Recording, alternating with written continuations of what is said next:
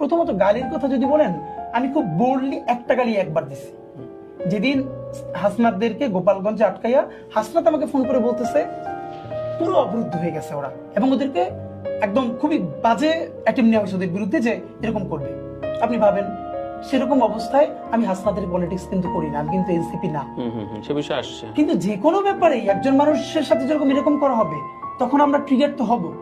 তখন আমি বলেছি, এবং একবার এ নিয়ে আমার কোনো গ্লানি নেই, কারণ হলো এই যে নতুন ভাষায়ন, নতুন রাষ্ট্র, আপনি যে বলতেছেন আপনার জেনারেশন নষ্ট হয়ে গেছে, আপনি কি একবারও বলছেন আপনার বাচ্চাটার সামনে অন্যের বাচ্চা মাইরে ফেলা হইতেছে, আপনার বাচ্চাটা সেই প্রতিবাদে গিয়ে দাঁড়ায় না, এইটাই হলো আপনার বাচ্চা ধ্বংস হয়ে যাইতেছে।